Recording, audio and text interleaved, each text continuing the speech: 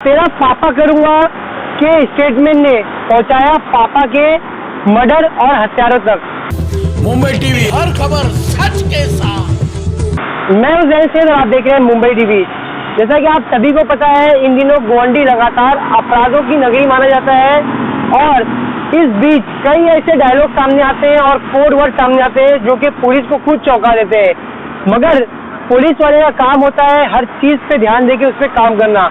ऐसे ही एक मामला सामने है गोवंडी के शिवाजी नगर पुलिस स्टेशन का, जहां पर पुलिस एक हत्या की मामले की गुत्थी सुलझाई नहीं थी। वही दूसरी तरफ पुलिस को एक क्लू मिल जाता है। स्टेटमेंट द्वारा एक मर्डर के बारे में स्टेटमेंट दिया जाता है कि मर्डर करने के पहले, अमान के मर्डर करने के पहले उसे ये कहा गया था कि तेरा पापा कर दूंगा। पुलिस ने इस चीज पे पूरा टेक्निकल तौर पे ध्यान लगाया और फिर बाद में पापा की तलाश शुरू करी।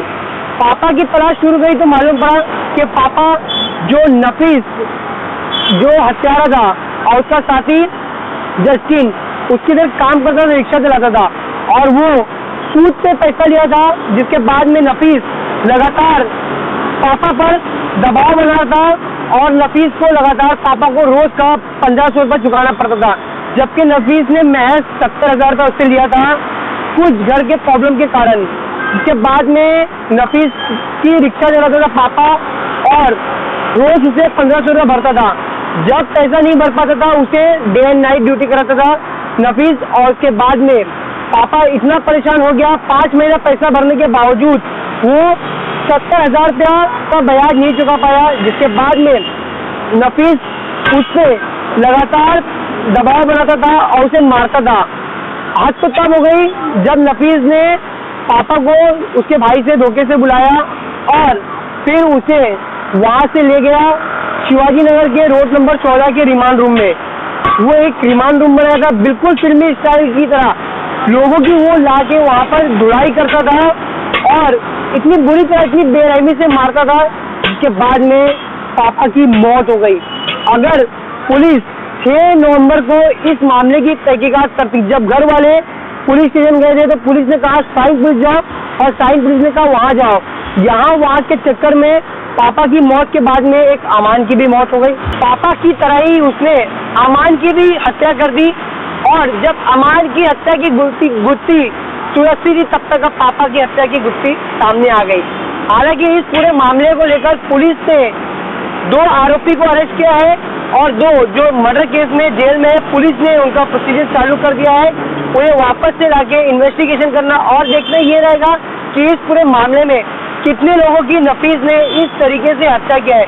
पुलिस नफीस की तमाम रिक्शाओं को सीज कर लिया है और आगे की छानबीन कर रही है।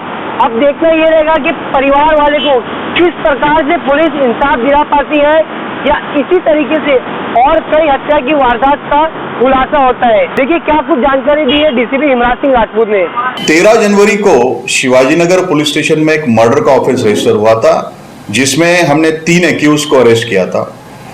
उसके इन्वेस्टिगेशन में हमारे जो इन्वेस्टिगेशन ऑफिसर है पीआई गावशे थे, इनको एक इंफॉर्मेशन मिली कि इसमें एक और जो व्यक्ति है वो शिवाजीनगर एरिया से लापता हुआ और शायद उसका भी मर्डर हुआ होगा। इस सिलसिले में हमने विटनेसेस और जो एक्यूज्ड है इनके तरफ हमने इंट्रोगेट किया और इंट्रोगेशन में हमको ऐसा सामने आया कि जो मेन एक्यूज था नफीस, जिसको कक्की कहते हैं, नफीस खान, और उसके साथ वाला एक्यूज मोहम्मद साकिर सैद, जिसको जस्टिन कहते हैं, इन 2 एक्यूज ने और 2 एक्यूज के साथ में मिलके उनके पास में रहने वाला जो ऑटो ड्राइवर करके वहां पे वो काम करता था, उसका नाम था कबीर करीमुल्ला इद्रिसी उर्फ पापा। इस पापा नामक व्यक्ति का मर्डर किया। जो मर्डर का रीजन था वो रीजन था कि पापा ने मेन एक्यूज कक्की से कुछ पैसे लोन पे लिए थे, जो वो रीपे नहीं कर पा रहा था, तो वो वहां से भाग निकला था।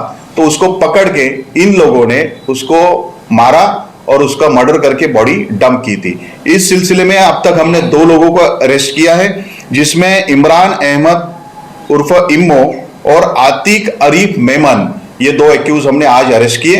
इनको पीसीआर में लिया और 8 फरवरी तक 9 दिन की हमको पीसीआर मिली है। साथ में जो 2 मेन एक्यूज्ड है वो पिछले मर्डर के ऑफेंस में अभी जुडिशियल कस्टडी में है, तो उनका भी हम पुलिस कस्टडी रिमांड लेने के लिए प्रोसीजर किए हैं।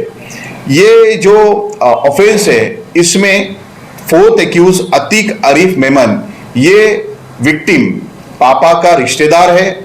उसको मेन एक्यूज ने लालच दिया था कि पापा को कहीं तो भी बुलाओ और वहां पे बुला के हमको इसके बारे में इंफॉर्मेशन देना, तो इसके बदले में उनको 5,000 रुपए दिया जाएगा। तो मेन एक्यूज ने इस रिश्तेदार को 5,000 रुपए इस सिलसिले में दिए भी, और इस रिश्तेदार ने उस एक्यूज को उनको हैंडओवर किया। साथ में ये इंफॉर्मेशन पुलिस से और फैमिली मेंबर से भी उसने वहां शेयर नहीं की और उसके बारे में बताया भी नहीं था। तो इस सिलसिले में हमारे इन्वेस्टिगेशन टीम ने एक लीड मिला, उस लीड से एक इंपॉर्टेंट ऐसा जो मिसिंग था उसके बारे में मर्डर का ऑफेंस रजिस्टर करते हुए ये 2 एक्यूज को अरेस्ट करके और 2 एक्यूज को हम रिमांड में लेने वाले हैं। ये जो शिवाजीनगर पुलिस स्टेशन में आईपीसी 302, 364, 120B, 201 और 34 तहत हमने मामला दर्ज किया है, और पीआई तांबोई इसमें हम जो इन्वेस्टिगेशन ऑफिसर है वो आगे की तहकीकात कर रहे हैं। सर, इसमें जो 4 आरोपी हैं इनका रोल क्या होता है? जो पैसा देता था और जो 3 थे वो पैसा निकालने का काम करते, किस तरीके का रोल होता था? इसमें जो नफीस उर्फ कक्की शराफत खान करके जो मेन एक्यूज्ड है, इसके 8 ऑटो रिक्शा है जो रिक्शा वो भाड़े से चलाने के लिए देता है। साथ में जो ड्राइवर्स है उनको अगर जरूरत पड़ती है तो पैसे की मदद करता है, लेकिन उस पैसे की मदद के बदले में उनसे ज्यादा पैसे ऐंठता है। तो अगर पैसे नहीं दे पाते हैं तो उसमें वो ड्राइवर्स वहां से भाग निकलते, और जैसे ही भाग निकलते उनको पकड़ के ये ऐसे इस तरीके से उनको मारापीटी करता था। तो साथ वाले जो 2 एक्यूज्ड है वो भी उसके साथ में उसकी रिक्शा ड्राइव करते हैं और ऐसे क्राइम में उसको साथ देते हैं। तो पिछले ऑफेंस में हमारे 3 एक्यूज थे, 3 में से 2 एक्यूज इस ऑफेंस में भी है। तो मारने के लिए क्या कोई वेपन और हथियार का इस्तेमाल हुआ है इसमें? मारापीटी करते वक्त रॉड का इस्तेमाल किया और लातों से और हाथों से भी उनको मुक्के से भी मारा गया। सर, अभी किसी का क्रिमिनल रिकॉर्ड है सर?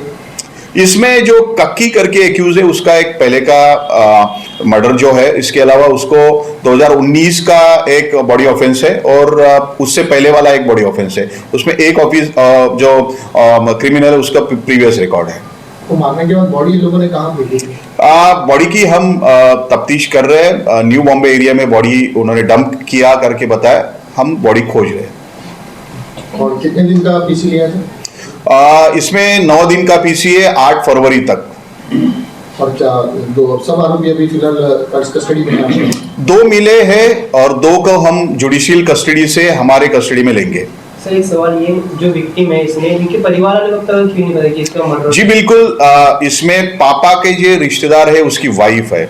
वाइफ से हमने इसके बारे में इंफॉर्मेशन मिलने के बाद में पता किया, तो उनका कहना था कि वो कक्की के पास गई थी, तो कक्की के पास जाने के बाद उसने बताया था कि वो यहाँ पे उससे अच्छा रिपे नहीं हो पा रहा था, इसलिए उसको अच्छे जॉब के लिए हैदराबाद भेजा है और वो हैदराबाद से मेरा लोन जो है वो रिपे कर रहा है। साथ में विक्टिम के वाइफ ने ये भी बताया कि ये कक्की के पास ही रहता था और बहुत दिन तक घर पे भी नहीं आता था, क्योंकि जो लोन लिया था उसकी वजह से वो उसके कक्की के साथ में रहता था।